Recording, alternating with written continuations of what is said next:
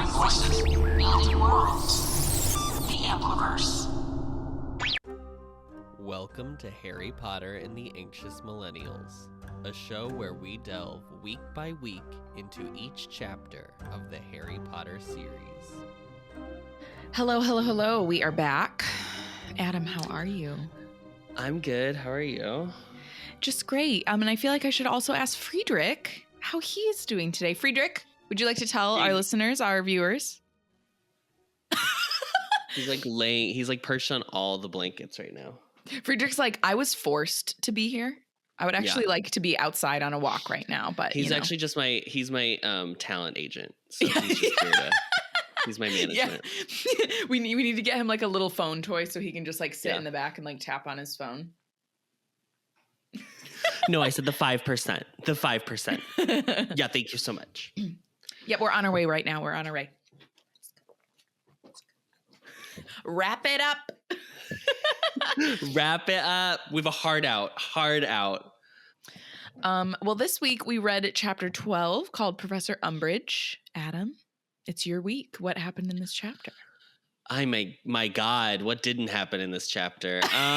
She a hefty girl. It's the first day of class, and so they attend, Harry and Ron at least, attend History Magic, Double Potions. Yeah. Divination. I was going to say Trelawney. Divination. They attend Trelawney. Yeah, and Defense Against the Dark Arts with Professor Umbridge, in which Harry gets a week's worth of detention. Yeah. Not off to a great start, Harry, my boy. No, not a good first day for Mr. Potter. No. But yeah, there's like, what doesn't happen in this chapter is right. It's like everything and more. Yeah, I mean, it's not ideal for like the format in which we read the chapter and then talk about it for them to be so long. But like as an enjoyer or a reader of the book, like it's nice to get all this like extra filler stuff. Oh yeah, for sure. Because like in the previous books, she would never even like, she would just be like, here's the class that was the important part of the plot today. As opposed to being like, we talked about the giant wars in History of Magic, and she gives it like a full 2 paragraphs or whatever. Yeah. Anyway. So they wake up after there was like that little spat last night in the dorm. Mm-hmm. And so Seamus, before even Harry wakes up, has like booked it. He's like run out of the dorm so he doesn't have to like face Harry. And like, I'm going to be honest, that's me. I would just be like, I gotta get out of here. With this. Yeah. I'm putting this off. So I feel you, Seamus. I don't agree with what you've said, but I would do the same action. And then Dean tries to like, because I think Dean and Seamus are close in the way that like Harry and Ron are close. Yeah, I'd agree. And so he like kind of tries to defend Seamus, and he's like, oh, Seamus, he's just doesn't have anything to say after that. Yeah, so then it's just like can't even defend my friend. Yeah. Hi. Which is very funny. I mean, that's better than just like talking out of your ass. So sure.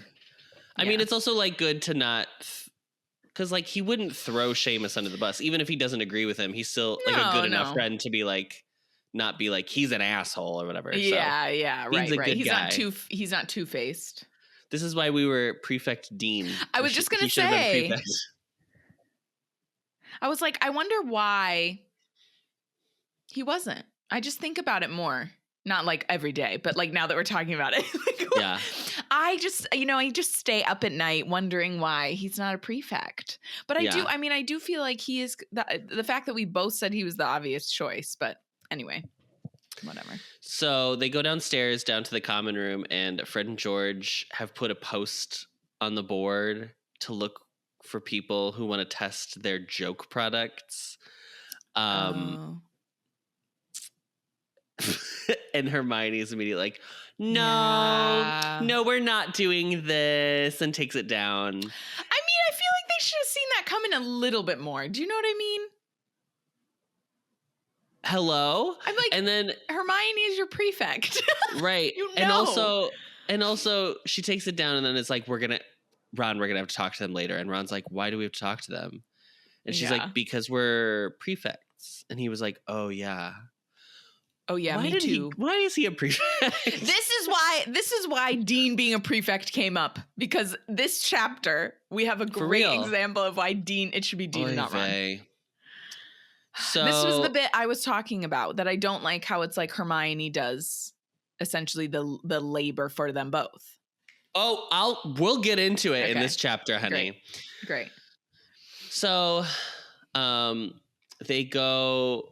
they start talking because Harry's like in a bad mood because of the Seamus kind of awkwardness. Yeah. And Hermione's like, what's wrong? And Ron tells her what happened last night. And she was like, oh, yeah, Lavender did the same thing. And then Harry does this. I know, girl. I was ready. I was ready for you to mention it. Harry says, been having a nice little chat with her about whether or not I'm a lying, attention-seeking brat, Hermione. Or have you? I think is how he ends the line. What are you doing? Do you want zero friends? Because that's a great way to head to having no one be on your side at Hogwarts. Yeah, You've now at this point, you have now spent like at least 2 full weeks with Harry or Ron and Hermione. So like, you know that they're on your side. Yeah. You know about the Order of the Phoenix. You're all trying to like work together. Right. Why are you? It's okay to be frustrated that Lavender Brown feels that way. You are totally valid in feeling like, what a bitch for thinking, like, believing that. That is valid. Yeah. The implication of throwing Hermione under the bus when they don't seem like they're friends anyway and have never seen like Lavender and Hermione are friends is like bonkers to me. Yeah, I just don't understand why he jumped to that. I mean, I think obviously you can just add it up to like Joe wanted there to be this little like moment here or whatever. But I'm just like... it's not the only moment in the chapter either. No. Because he does again later. Yeah. And even, I would say the one later is a little bit more understandable because of the bickering. It's like fine to an extent being like having like a short fuse with something like that in this situation. I would buy that more. But it is weird. Like, it's just weird that that's what he jumps to. This is why it's like, oh, asshole Harry. Like, it's just like. Jesus. These are the little ones that I like. When people talk about how Harry's really dramatic in this book, I obviously always remember the beginning of the book when he's in all caps and he's yelling at them. That's like very memorable reading the book. But I forgot about all these little like until basically he creates Dumbledore's army and then it like kind of gets a little better because he feels like he has a purpose. Yeah. He just is like in the weeds in his emotions, but dealing with them in the worst possible way. And again, he's 15, so there is like an understanding I give to it. But like, my God. Yeah, no, it's this like one. This one I don't. This one is not. This one doesn't even make sense. This one, as the famous song from Aida says, is a step too far. Say that. But also, like, it would be like if he had said this to Ron last night after Seamus did his whole thing. But like, it doesn't even make sense. Weird.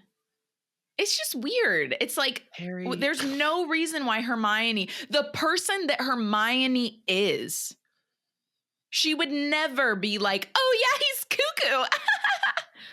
This is the other thing people have to learn is like, if you want change, if you want to change people's minds, you have to work to build a coalition. It's not about being like, I'm going to tear people down in order to prove that I'm right. Because sometimes you're right, but you have to prove it in other ways. Does that make sense what I'm saying? Like, right. You can't just lash out because you feel like you're the victim in the situation. Harry's honestly Harry is the victim in the situation, but you have to be like more graceful about it. Otherwise, people are going to be turned off and then not want to even engage with what you have to say. Which I think is kind of what and it sucks that that's like McGonagall is trying to tell him. Yes! And then he kind of turns on her bitch. Okay. So anyway, Hermione calmly is like, no, that's not what happened. I actually told her she's being a cunt and needs to stop talking about you like that because it's not polite. And also, I'm a prefect and I have the power to say that to people now, that's the energy I need from a prefect to be like, I'm shutting this shit down. Okay. So then she's like, but this is all about what Dumbledore was saying at the end of term last year. And Harry and Ron are like, he said something at the end of term. And she was like, I don't have time. I don't have time for them. I don't. Truly. So she's like, he said that the way Voldemort is going to come back is by sowing division among people who should be united. Exactly. Which is literally what's happening. Mm-hmm. And they're like, how do you remember this? And she was like, well, I listen. You know, that's step one. I was like, say it, girl, say it. Because I listen. And it was like the best burn. I'm sorry. Lucius Malfoy thinking he had a burn with Patronus Potter. No. You got to keep it simple, like Hermione Granger here. I listen. And then Ron's like, well, I listen too, but like I just don't remember everything he says. And it's like, well, then you're not listening. Okay. So that's... You're not actively listening. We need to start there. Okay, that's where we have to start. Oh, Ronald. And then she like makes up. This is Hermione's greatest chapter so far in this book. Is this chapter right here? Yeah, she's a star. Because then she's like, and honestly, if we really want unity, we need to stop some of this. We need to do like interhouse, like Ravenclaws, Gryffindors, Hufflepuffs, Slytherins. We all need to Ravensclaw, Attorneys General. That's like the special Ravenclaw club. Ravensclaw. Yes. Yeah, Ravensclaw. Ravensclaw. Club.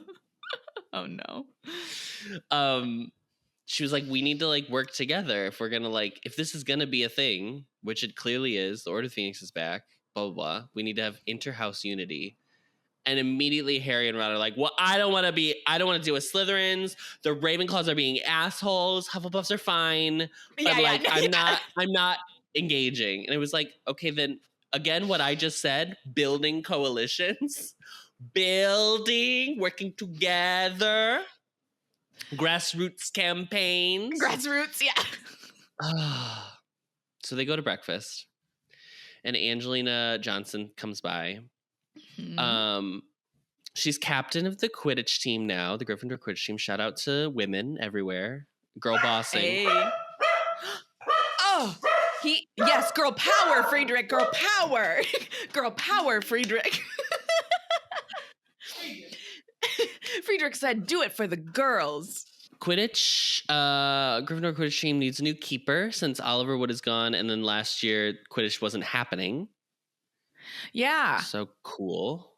Because the Goblet of Fire was Triwizard Tournament nonsense. Remember the pitch, Adam? They had to grow the hedges. Yeah, on the Quidditch for the whole pitch. year, right? That makes no sense. Hogwarts has the massive grounds, but they couldn't find anywhere else to grow a hedge. So it's fine, by the way. Remember Ron was really concerned about it? Or was it Ron? Yes. Someone was very concerned about the pitch. Was it It's Ron? Fine. Yeah, it's fine.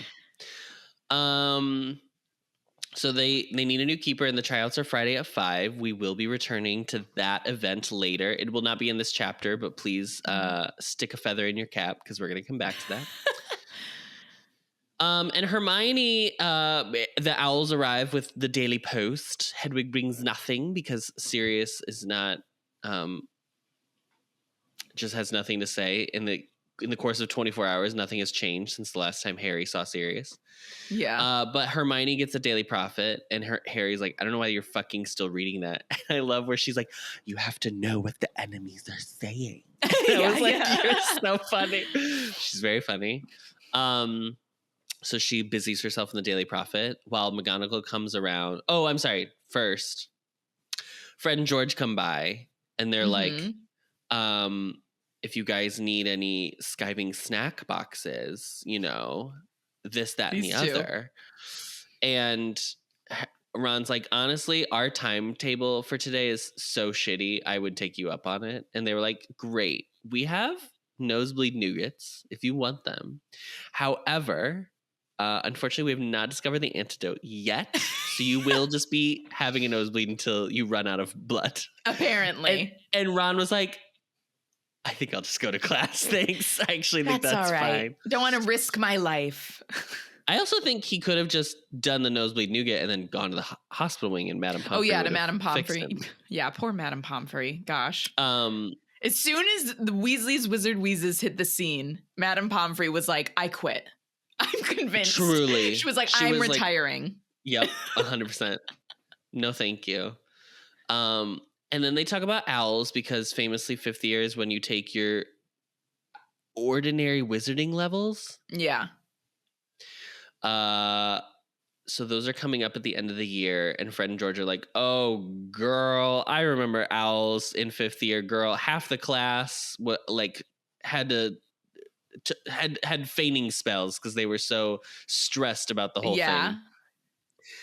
And great, then casual.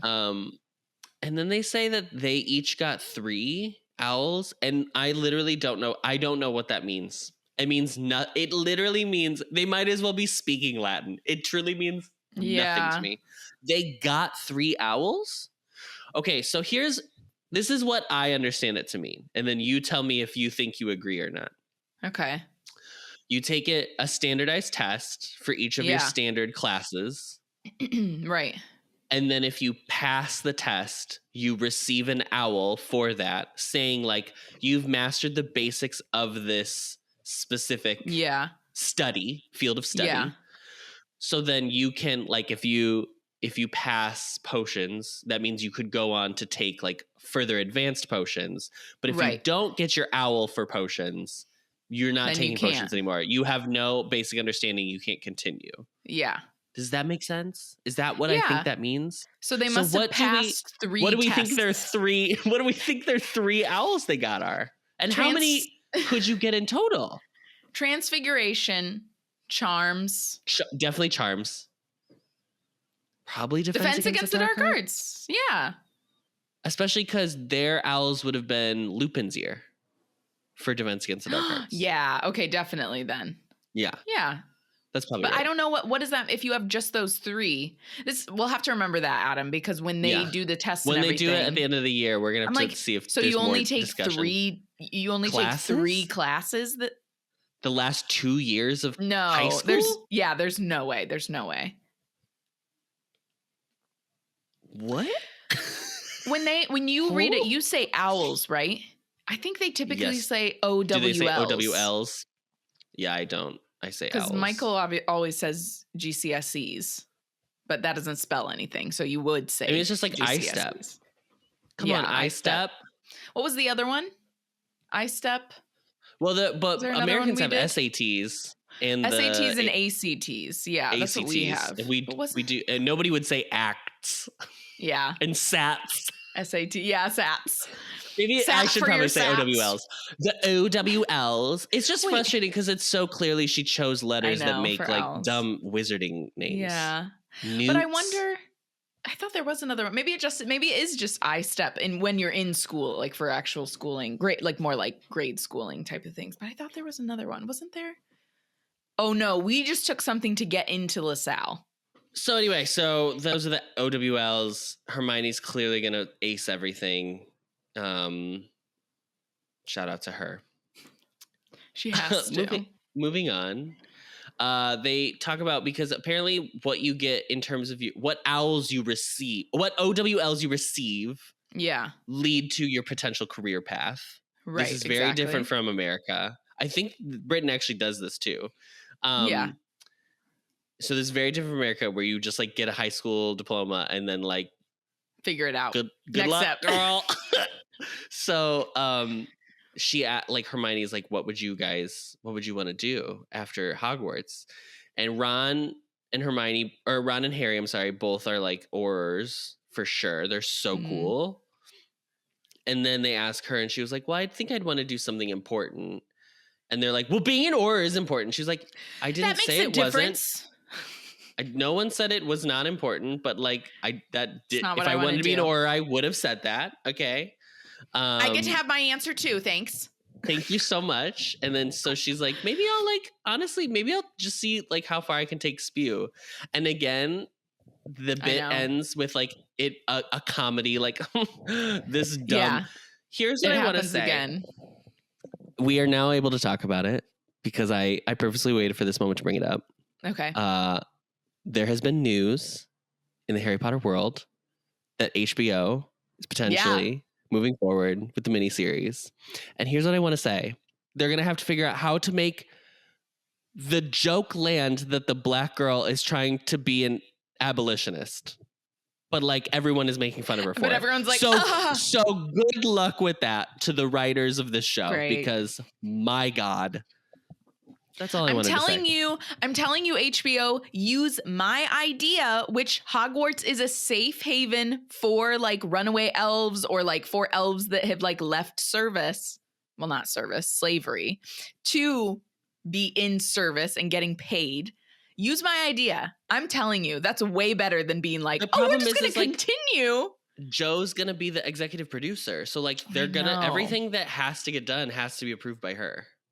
And girl. Do you think it'll actually happen? One of our listeners and I were talking about this. Do you think the show will happen? Well, because it's been in talks for it to happen for so long, and at first I was like, oh well, we'll see how long we'll see, if anything actually comes from it. And then the next day, that the same listener sent me a link, and she was like, well, it's official.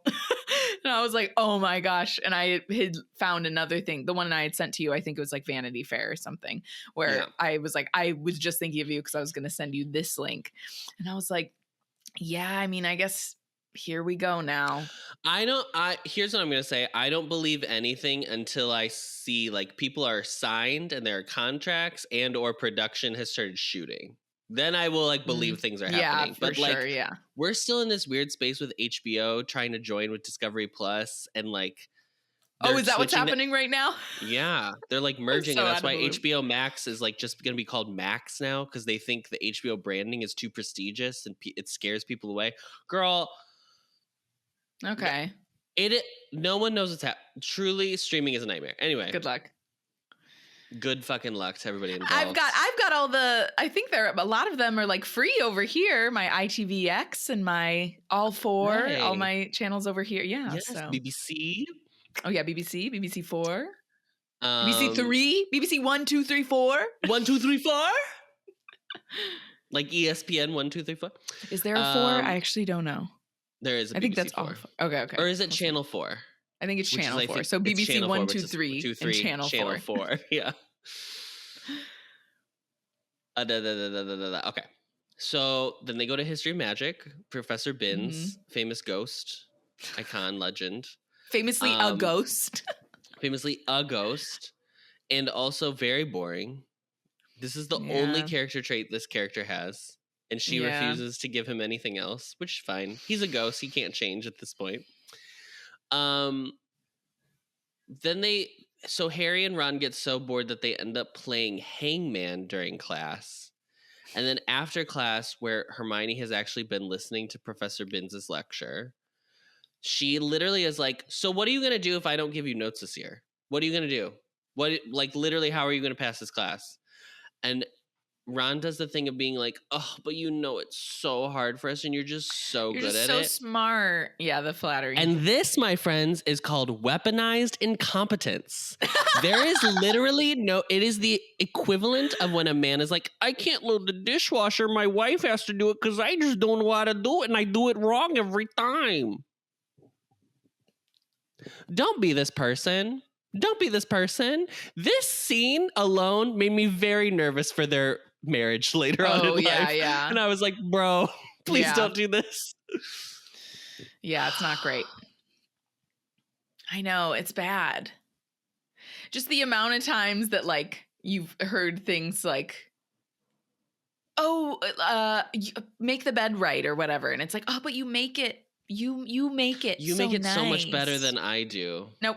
You can make the bed just as well. Yeah. You can make that bed look just as good. It's possible. So don't do that. Please don't be those people. Cho Chang walks up as they go. Here we go. In between classes. And clearly alone, clearly is trying to talk. This is now second She's day on the in a row. prowl. She wants to talk to Harry. She wants to, like, she's interested. Okay, this is evident. Harry's flattered. Harry's also embarrassed, but Harry's flattered. Okay? Ron, this is like what the word. He sees that she has on a Tornadoes pin, which is a Quidditch team. Yeah, this moment. God. This Yeah, is like Ron. back-to-back Ron Yeah, sucks. I was like, this isn't a good Ron chapter. No, it's not.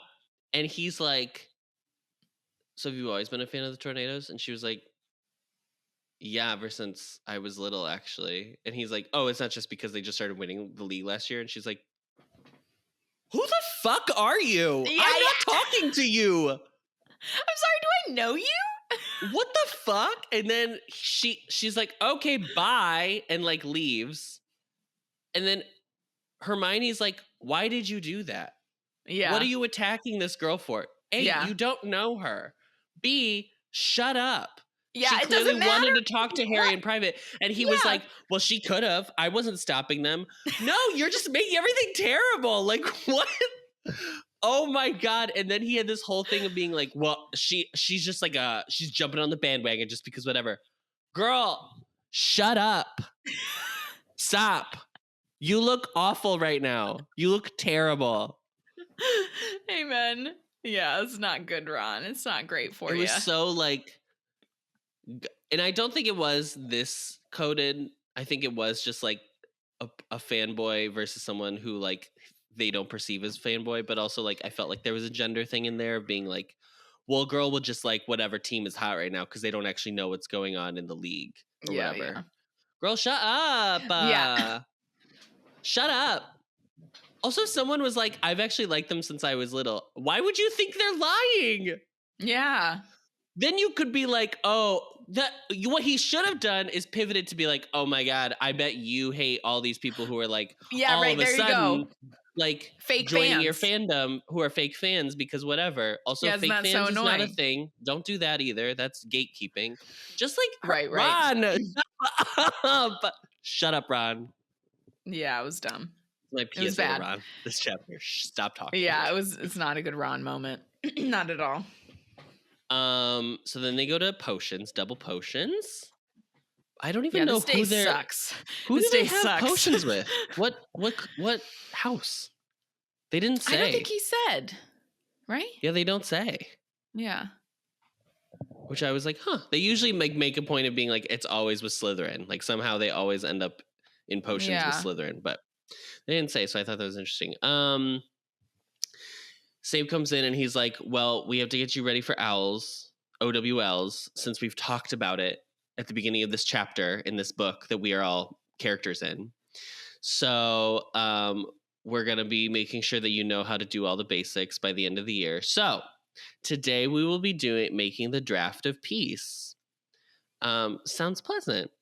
Yeah, it's just like an anti-anxiety. Yeah. It's Zoloft. CBD. It's like CBD. It's CBD. So he's like, here's the instructions on the board. He flicks his wand and they appear on the blackboard. This is icon. This is so cool to me. The like flicking and then all of a sudden there's instructions and the flicking and the cupboard bumps open and like, I love this. Love that. I also, there are some things where like Snape is like a bad person. He's like a bad teacher. He's like a villain, blah, blah, blah. I do kind of think it's iconic that he calls some of them moronic. I think that's actually really funny. He shouldn't be doing that. I will be the first person to say that, but also but like, you're here for it. But the fact that he's choosing the word moronic of everything, of all of them is so funny to me. So they have an hour and a half to make this potion and they're doing it and blah, blah, blah. And it's going how it's going. And everyone seems to have a different result. And Snape at this point calls out like, everybody's potion, if you're doing it correctly, should have this like silvery mist coming out of the top. And of course, Hermione's is. Yeah. He's pissed that Hermione's is perfect. He says nothing. Yeah, he like stonewalls her. Right. He's like. Yeah. And then comes over to Harry's, who is like emitting like this thick gray smoke. So clearly not correct. And I don't think we talk enough and this we'll get into this more like next book, but like he's so good at potion. Like Snape is objectively so good at potions. It's actually crazy to look at that and to know exactly what they did wrong. Yeah. It's giving like Mary Berry on Great British Bake Off, like knowing that they like knowing how they cooked or baked inappropriately to get the result that they got. Which honestly, that's what potions is. Cooking is potions. Potions is cooking. It's recipes, it's ingredients, it's chemistry. And so he's like, so did you actually do all of line 3? And Harry's like, yeah. And he's like, oh, really? Go ahead and read the board. Read the which whole, is hard to read the whole line. It's hard to read through the mist, which was like another layer that I was like, this sucks. Yeah. So he's like, oh shit, I fucking forgot the fucking one of the ingredients. Fuck. And then he's like, and so did you do it right? And he was like, Harry's like, no, I didn't. No. And he's like, oh, I'm sorry, I can't hear you. And he's like, no, I didn't do it right. Okay. I forgot something. And so then, now this is stupid. And Snape sucks. And this is like how he sucks. Yeah. He disappears the potion. Evanesco disappears the whole potion. So then Harry has nothing to turn in and is getting a 0 for the assignment. Fuck off. Fuck off. Yeah, it's not great. It's not great. I'm pretty sure in this book he's like really mean to Neville too. And so I'm not looking forward to that either. I know. So they leave. Harry's obviously pissed. He's like the first one out of class because he's like, this guy sucks. Yeah. And then they go to lunch and Hermione's like, I thought he'd be a little nicer this year since he's in the order. Which I was like, it would make sense that he's less nice to, because, well. He's trying to throw you no, he doesn't want anyone to suspect him. It's like what Ron Weasley or Mr. Weasley and Kingsley Shacklebolt are doing at the Ministry. Exactly. It's that thing. Exactly. Yeah. But like he actually doesn't like Harry either. So yeah, exactly. So then Ron and Hermione start having this argument, and I don't even remember. I didn't write what it was about. What was it about? It's about something stupid, right? It's like a classic Ron Hermione back and forth where they like to argue. That's like their. Ron is like, I can't believe Dumbledore has ever trusted Snape, blah, blah, blah. And Hermione's like, well, I'm sure he has his reasons for trusting Snape just because he doesn't share them with you, Ronald. And then Harry's like, shut the fuck up to both of them. And then like storms off and goes up to the divination tower to wait for class, which is very funny. I mean, I understand when two people are just like bickering. It is really annoying, but it's so funny that like out of they're like arguing about Snape and Harry's like, shut up. Yes. Fine. So he goes up to tower, then the ladder drops down. He goes into divination, waits for class to start. Ron comes in and finally joins him. And then Ron's like, just so you know, Hermione wanted me to tell you that you need to stop taking your shit out on us just because you're mad. I'm just the that, messenger. Like, people are mad at you. And Ron's like, that's not what I was saying. And he was like, bro, that's what she told me to tell you. And also, I don't fucking disagree. I need you to stop yelling at us. Oh, Harry said, what did you say? What was Never mind. I think you said Ron said, but you meant Harry. So then I was like, wait, what are you talking about? But I know what you meant. Ron, Harry was like, blah, blah, blah, blah. And then Ron was like, I'm just saying that's what she said. But also I agree with her. Oh, yes. Ron was like, I agree with Hermione. You need to shut the fuck up sometimes. Yeah. Because you're getting real salty for no reason. And I do like that she includes that Harry feels a little ashamed. Yeah. He should. Yes, he should. These are your friends. And even though you've also known that they are like the two people that argue for 5 years now. Yeah. This shouldn't even be a surprise anymore. It's their charm. Whatever. I'd hardly say charm, but yes, it's nothing new. I mean, it's just like, it should just be like background noise at this point. Yeah. So they are in class and Professor Trelawney comes out and she's like, "Oh, I see that you all came back healthy, which I knew you would," which I thought was very funny. I still hold firm that I think she is actually a seer. Oh, yeah. I just think she's not. I think she talks herself up a little bit, but I think she like knows stuff anyway. And listen, she kept saying last year she was like, "Whatever, you're going to die by the end of the year." She just didn't have the right student, but a student did die at the end of the year, so Yeah, she's not wasn't wrong. So then she sets them on this thing of being like, "This year we're now we're going to focus on dreams. So I need you to read this chapter, and then you're going to interpret each other's dreams for the last bit of class." And this is like when I was like, I knew I would hate this class from the moment this class started.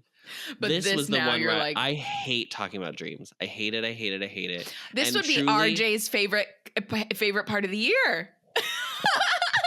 He wakes up every morning practically and is like, "Oh my God, can I tell you the dream I had?" And I'm I like, thought you were like writes in his dream journal. No, I wish he would write in his journal. No, he feels like he needs to share it with me, and I do not care.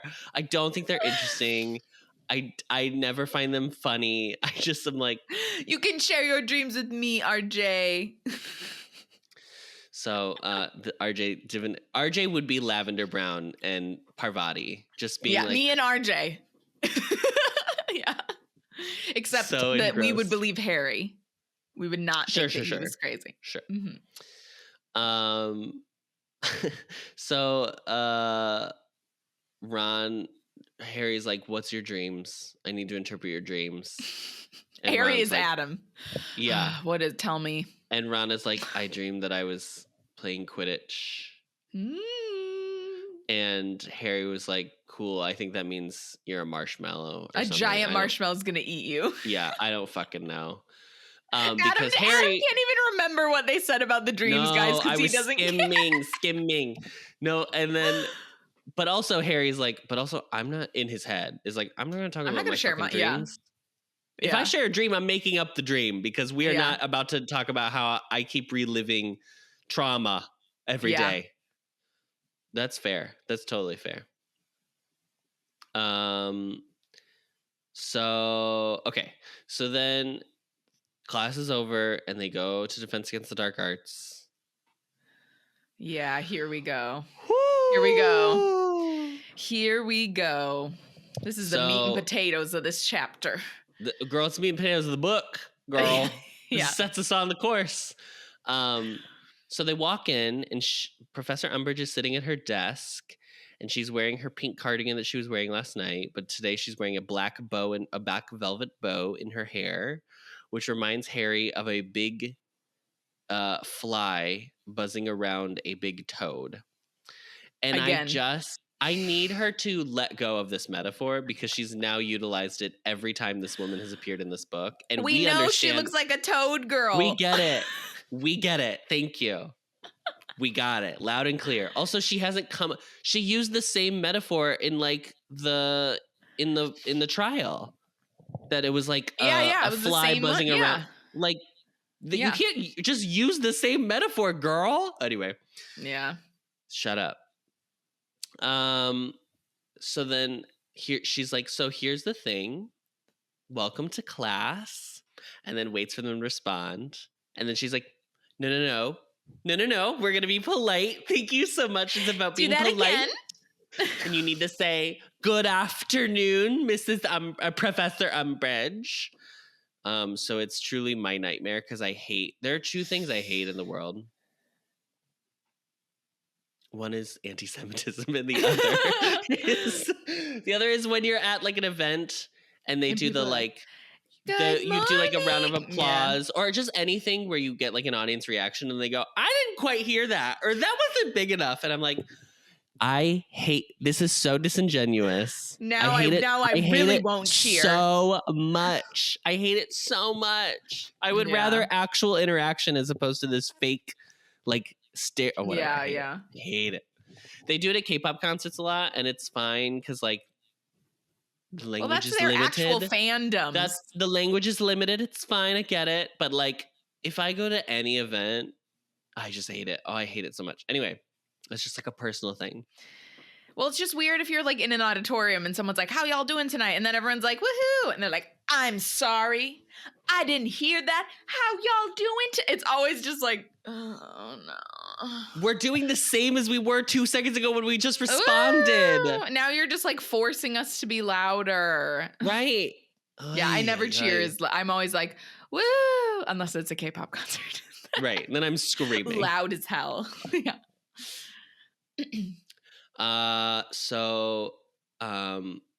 She's like, so here's the thing for this year. I've noticed, let me say this. Dolores Umbridge, have noticed that over the past number of years, there's not been a consistency in your defense against the dark arts teaching. And I think we do need to correct that. And so far, I'm on her side. Okay? I'll say this. I'm on Dolores' side where she's like, there has not been a consistent teacher, right? And sure, you've had other than bad Lupin. teachers.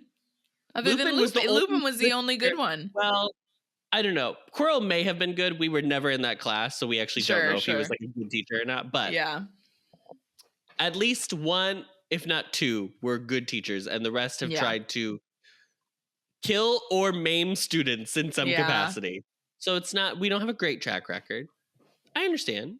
Mm-hmm. She's like, we need to, have some consistencies. You guys are fifth years. You're heading into your OWLs at the end of the year. And I'm concerned that you're not going to know what's going on. Fine. Great, even. But then she's like, so this year we're going to be focusing on theoretical magic and you will never be using a wand. Yeah.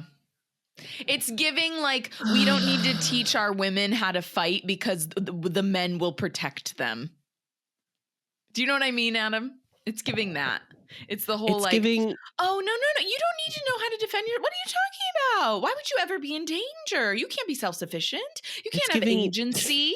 No, not at all. It's giving stupidity is what it's giving. I mean, just complete, fully transparent. This makes this... There is no, unless you're learning philosophy in which it's all theoretical based anything, there is no, you do not learn if you are not able to put to use what you are learning. Okay? Yeah, exactly. It would be like learning math, but being like, we're just going to learn the Pythagorean theorem, but then we're never actually going to exercise it. So you'll never actually know. But you should study the thought enough that you can figure it out. Yeah. That doesn't make sense. What? Okay, so this is not how you educate, first of all. And Hermione, so she's like, so go ahead and read this chapter. And that's what we're going to do today. We're just going to read a chapter of this book that I've signed for you all to read. And everyone's reading, and Harry's like, this is truly drier than bins. I've never read a drier book in my life. And after a while, notices that Hermione is not reading the book. Oh, no. She is, in fact, has her hand up and is just staring at Dolores Umbridge. Love it. Here for it. Hermione is the best in this book, I swear to God. And so she finally, enough kids in the class throughout it, notice that Hermione is they trying to ask a question and they get distracted. So when enough people are distracted, Dolores is like, yes, how can I help you? I just noticed you. Yeah. Oh, did you have a question about the chapter? And she was like, no, actually, I don't have a question about the chapter. And she was like, okay, well then any other questions can wait until after class as we are reading it's silent reading time. Okay. And Hermione's like, no, I'm going to ask my question. And it's basically like, what's the purpose of doing this? And that's when we get into the whole conversation of not practical magic, but theoretical magic. And that's how we're going to be learning this year. And everyone is like,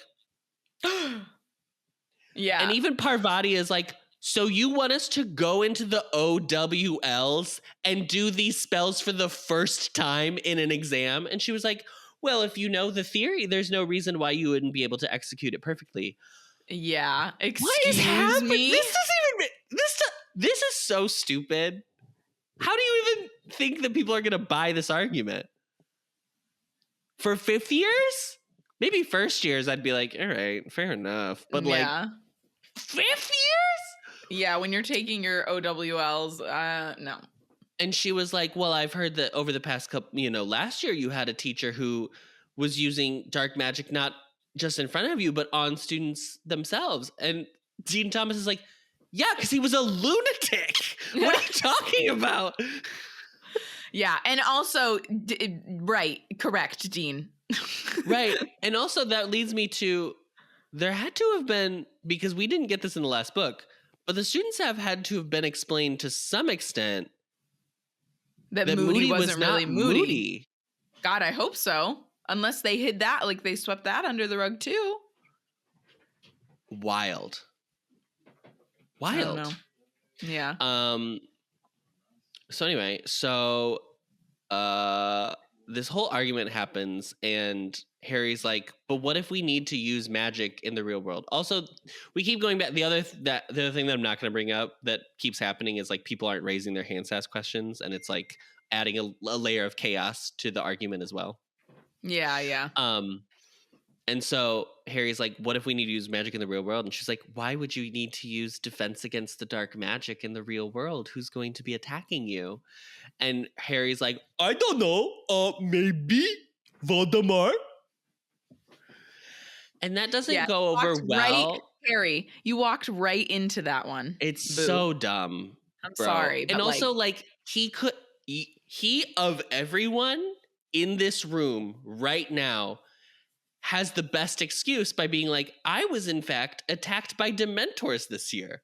What if I need to attack a Dementor? Mention that. She still's not going to believe you.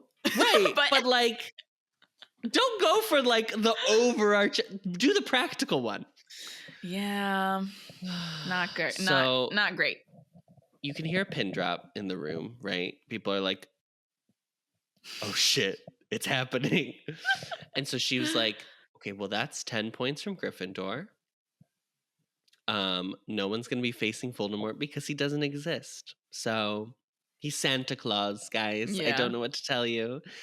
And he was like, no. So this is the one that I like. So Harry says, so what you're saying is Cedric Diggory just died of his own accord.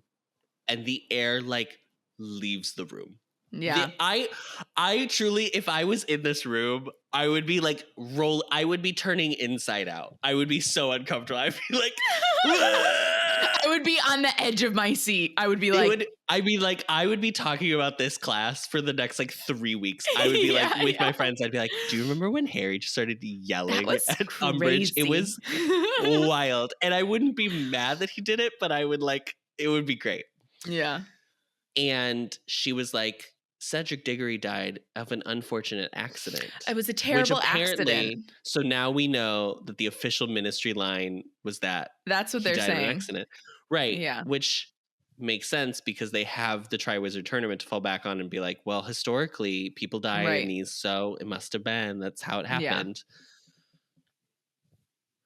Yeah. I don't understand. There has to be like a way to do magical autopsies, right? Like his body came back and he had been Avada Kedavra, and when they discuss that the riddles had been Avada Kedavra at the beginning of the fourth book, like we go into the history of the gardener, I don't remember his name off the top of my head, but Frank. They talk about Frank, yes, thank you. Frank Bryce? Frank Bryce. And they talk about that event and everything surrounding it. They talk about how when they found the dead bodies of the Riddles, that they were so confused because it almost seemed like nothing happened, like they just dropped dead. And like obviously that's from a Muggle's coroner's point of view, right? Because they don't have an explanation. But like, you would think that like there would have been, I mean, the ministry's going to sweep it under the rug no matter what, right? Fine. Yeah. But like, I feel like it would be harder to justify when everything that was in the maze that would have attacked Cedric to lead him to not Yeah. be alive anymore would have given him a different cause of death. Do you know what I'm saying? Yeah, yeah. Like if he ran into I'm trying to think of what some of the things that like this. I don't know how a sphinx attacks, but I'm assuming it's like a lion. How like it would have like mauled him to death or something like that. But like he came back in a state that only people who are Avada Kedavra died from. Right. Don't know what to tell you. So at the very least, he was like murdered by someone, and obviously they're never going to say it was Voldemort. But like, how are they explain? How is no one? I get it that like no one's asking questions because the ministry is not allowing everybody to ask questions. So fine, yeah. But like, it's just wild the lengths they're going to for Fudge to truly be like, no, it's fine, everything's fine, it's fine. Yeah. I have everything under control because I'm such a good minister of magic, and bro, you're not. So yeah, just think about that. Okay, so they get in this argument and it doesn't go well. She assigns him 1 day of detention and they continue having this fight. And like Harry is like seething with rage. Yeah. Like he's livid and justifiably so. You're basically gaslighting his trauma. Yeah, exactly. Through, which is insane. It's horrifying. Mm-hmm. And so she calls him up to the front and she writes a little parchment and seals it and gives it to him. And she says, please take this to Professor McGonagall. Have a good day. And I think that I do like the characterization that she's like so polite. It's like deeply unnerving. Yeah, it's good. It's chilling. It's very chilling. And so he goes, he runs into Peeves in the hallway. Peeves is annoying as usual. Yeah. Great. And then he walks into McGonagall's office and hands her the parchment and she reads it and she was like, did you really do this? So this happened. And he was like, I don't even know what the parchment says. What are you talking about? And she was like, did you yell at Professor McGonagall? And he said, Professor yes. Umbridge. I'm sorry. So she's like, did you yell at me? At Professor Umbridge? And he was like, yes. And she was like, did you call her a liar? And he was like, yes. And she was like, have a biscuit. This is Hermione in Minnie's chapter. Iconic. This one's for the girls. Oh my God. The girls and the gays. It's so good. Have a biscuit. Have a biscuit. And he's Potter. like, huh? He's like, literally. What? What are you talking about? A what? And so he has a biscuit, which I think is even better. He takes one. Also, it's a cookie, which is even funnier. Yeah, by the way, a biscuit is a cookie. Biscuit is a cookie. So she's basically like, have a treat. It's so good. Great. So he has a biscuit, and then she's like, you have to go about this a different way because this isn't gonna work. You're just playing into her hand, right? Like, yeah, exactly. Essentially, she wants you to look crazy. Yeah, and she's trying to get a rise out of you. She's trying to get a reaction. You look crazy. She's so composed. You are always going to look like the one who's out of line. Even if you are correct and honest, it's just not. The optics are bad. Yeah, exactly. And I kind of hate that he like can't hear that. I also understand that he's like young and like wouldn't totally be able to like. I would not have been able to hear. Yeah, I don't even think like age. 10 years ago I would have been able to understand that. I was gonna say like when I first moved to LA, like I remember there was randomly this one like valet who he was the valet for this area where I would have to park for one of my jobs. And he would just be such an asshole every time. And I remember the people at the store would just kind of try to be like, well, don't just like, you know, ignore him. Like, don't waste your energy on him. But I was just so annoyed with him that every time I came to park there, he would like give me a hard time, that it was just so hard to just not let it affect me, you know? But now I'm like, I was wasting my energy on that. But so I understand. But she's right. Yeah. Honestly, her advice is just like learn how to pick your battles, which is like correct. You have to be so mature to be able to do that. And I only learned to be able to do that as quickly as I did because I worked at Disney and had to deal with so many guests in a day of being like, sure. Is this the person that I'm going to decide that I'm going to hard line this issue on? Right. It's a very hard thing to learn. So I get why he hasn't. And I hope he learns it soon. Yeah. And then she asks him, she was like, did you listen to her speech yesterday at the start of term feast? And he was like, yeah. She was like, what did she say? And he was like, well, she said like, she was like, basically she said like, the ministry's watching. And McGonagall looks at him and is like, well, I'm glad you listened to Hermione Granger at any rate. And we all cheered. all cheered. This woman is iconic. I know, she's the best. I throw that term around a lot, but like... No, McGonagall? She is. Iconic. Yeah. This is the best retort to him because like, he's in the wrong. Yeah. He's been proven twice now. Both of him and Ron have been proven. You have to listen to what people are saying. When she writes this whole... When Dolores Umbridge writes this thing on the board and makes everybody copy it, and it's like the new rules of Defense Against the Dark Arts, you have to read what it says. You have to engage in what you are listening to. Because there's hidden messages there, girl. Yeah. So that's it. That's the chapter. Perfect. Thank you so much. That was a long one, so good job. It was like almost an hour when I was listening to the audiobook. All right. Well, that wraps up this chapter. Next week we'll be reading chapter 13, Detention with Dolores. Great chapter name, by the way. Great chapter name. We do not have a review this week unless Adam has seen one that I do not know about. Okay. You can find the podcast on Apple Podcasts, Spotify, Stitcher, or wherever you find your podcasts, as well as video versions on the Ampliverse YouTube channel and Spotify. As always, don't forget to rate, review, and subscribe so that we can get a perfect nude score, 5 stars only, or else Dolores Umbridge will gaslight your most traumatic event. That literally sounds like a nightmare. Oh my God. Gaslighting is so... Yeah, it's bad. Insidious. It's bad. Ooh. And don't forget to follow us on Twitter and Instagram at HBAnxious or YouTube and TikTok at the Ampliverse. We are hosted on Anchor and recorded on Zencaster, so thank you to both of them and are a proud member of the Ampliverse. Check them out at theampliverse.com. Thank you, Adam. Thank you, Ari. And as always, him. Him.